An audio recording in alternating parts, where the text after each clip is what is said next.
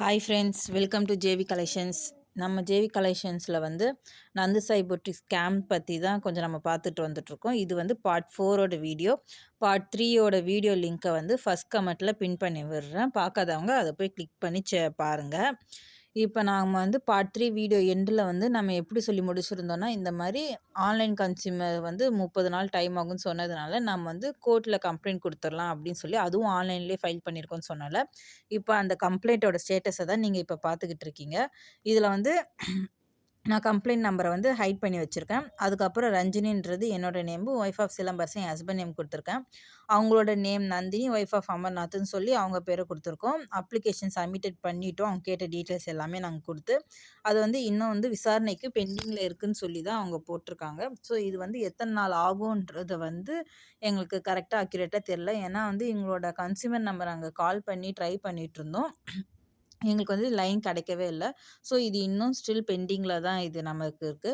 சரி, ஆன்லைன்ல நம்ம கேஸ் குடுத்தோம்ல, அது என்ன ஆச்சு அப்படின்னு பார்க்கணும். ஏன்னா இன்னையோட வந்து ஒரு 20 நாள் கிட்ட ஆகுதுல்ல. அது நாங்க செக் பண்ணி பார்க்குறோம். பார்க்கும்போது வந்து 13ஆம் தேதியே வந்து அவங்களுக்கு வந்து ஃபர்ஸ்ட் ரிமைண்டர் சொல்லி போயிருக்கு. நம்ம கம்ப்ளைண்ட் ஃபைல் பண்ணியிருக்கோம். ஃபைல் பண்ணும்போதே வந்து அவங்களுக்கு வந்து ஒரு மெயில் போயிருக்கும். அவங்க அதுக்கு ரெஸ்பான்ஸ் பண்ணல. ஸோ அதனால வந்து அவங்க 13ஆம் தேதி என்ன பண்ணியிருக்காங்க, ஃபர்ஸ்ட் ரிமைண்டர் அந்த கம்பெனிக்கு சென்ட் பண்ணியிருக்காங்க. 16ஆம் தேதி வரைக்கும் ஒரு 3 டேஸ் போல் அவங்க டைம் குடுத்துருக்காங்க. ஸோ அது வரைக்குமே எந்த ரிப்ளேவும் அவங்க சைடு குடுக்கல. அதனால என்ன பண்ணியிருக்காங்க, செகண்ட் ரிமைண்டரும் நம்ம அனுப்புவோம்னு சொல்லி 16ஆம் தேதி அவங்க அனுப்பியிருக்காங்க. சரிங்களா? அத அனுப்புனதுக்கப்புறம் வந்து இன்னுமே வந்து அவங்க எந்த ரிப்ளேவும் அவங்க பண்ணல. ஏன்னா ஏதாவது ஒரு ரெஸ்பான்ஸ் அந்த மெயிலுக்கு அவங்க பண்ணியே ஆகணும்ல. இன்னும் அந்த எந்த மெயிலும் பண்ணல. நாங்க கால் பண்ணி நாங்க கேட்டுருக்கோம். அதெல்லாம் நான் பின்னாடி டீட்டெயிலா சொல்றேன் என்னென்ன நடந்ததுன்னு.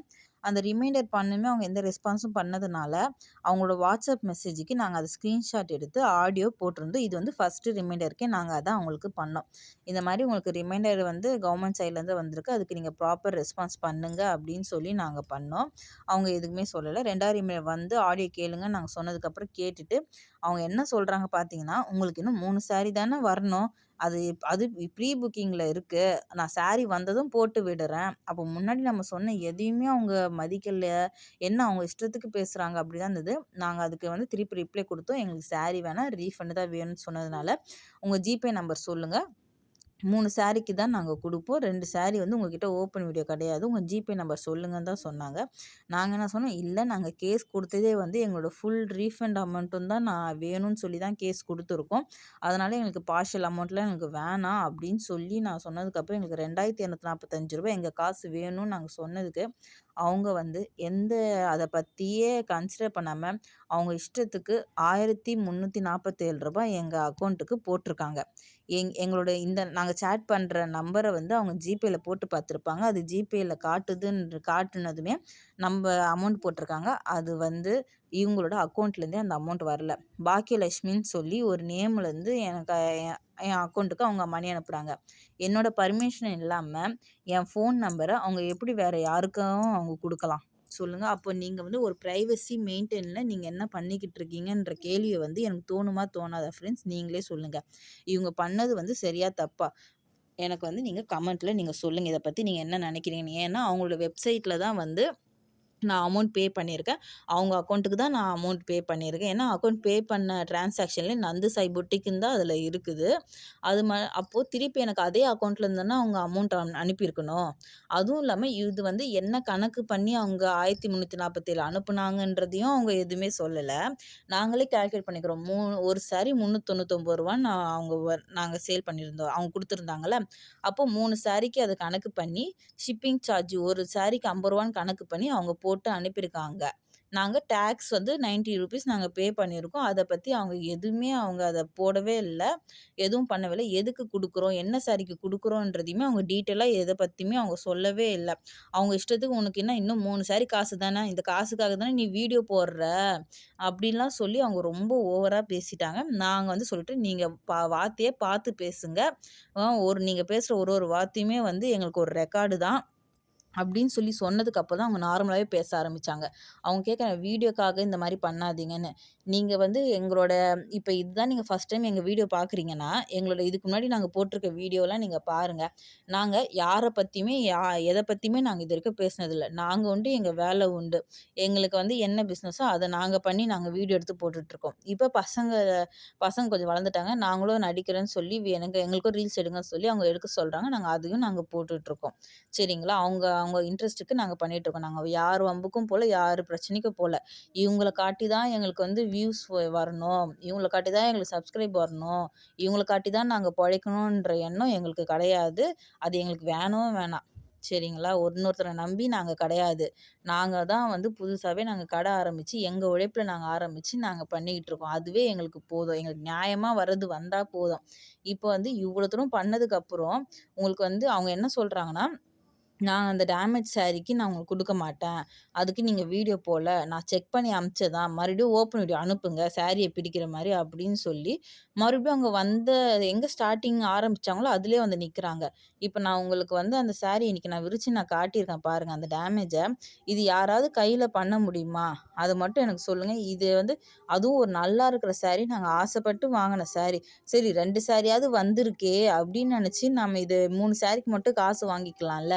நாங்க ஏன் இது எடுக்கல சொல்லுங்க? நாங்க வந்து இது ஆஃப் அண்ட் ஆஃப் மாடல் எங்களுக்கு வந்து ரொம்ப புடிச்சிருந்தது.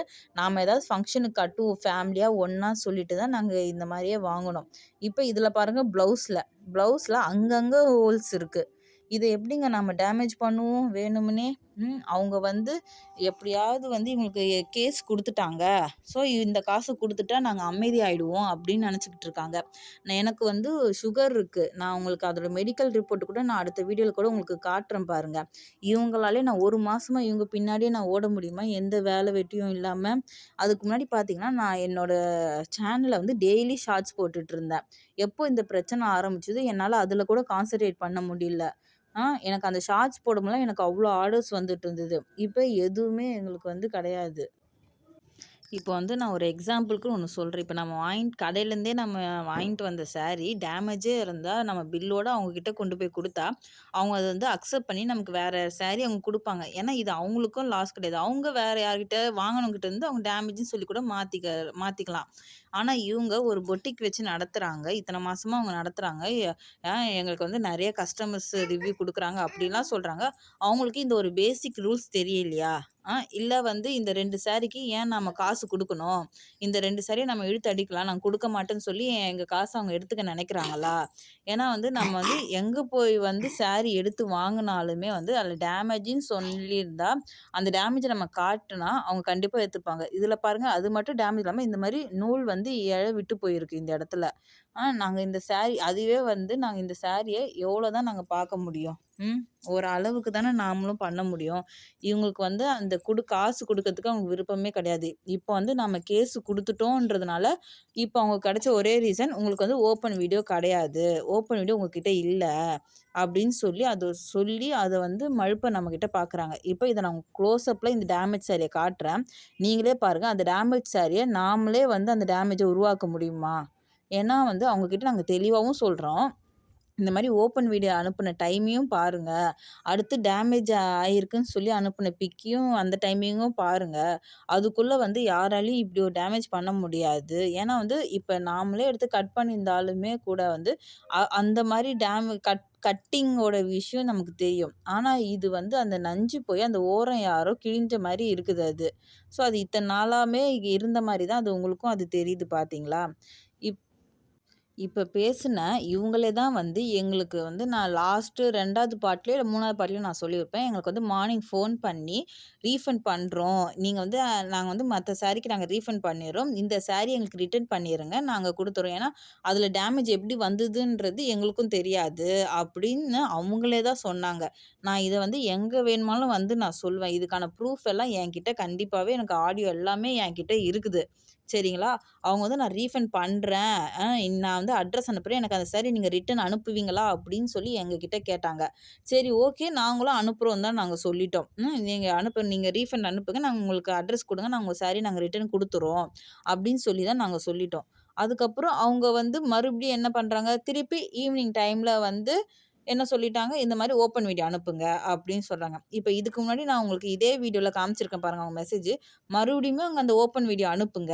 அப்படிதான் அவங்க சொல்றாங்க. அவங்களுக்கு என்னன்னா, நம்மள இன்னும் அத கேட்டு கேட்டு நம்மள பிரஷர் ஆக்கி, நாம ஏதாவது நம்ம சரி போங்கடா விட்டுருவோம் அப்படின்னு சொல்லி விட்டுருவோம் அப்படின்னு நெனச்சுக்கிட்டு இருக்காங்க அவங்க. ஆனா கண்டிப்பா மக்களே நாங்க வந்து விடவே போறது கிடையாது. நாங்க ஆன்லைன்ல வந்து கன்சியூமருக்கு வந்து இன்னைக்கு கால் பண்ணி நேத்து கால் பண்ணி கேட்டோம்ல. அவங்க என்ன சொன்னாங்க, "இதோட 20 நாள் ஆயிருக்கு. இன்னும் ஒரு 10 நாள் வெயிட் பண்ணுங்க.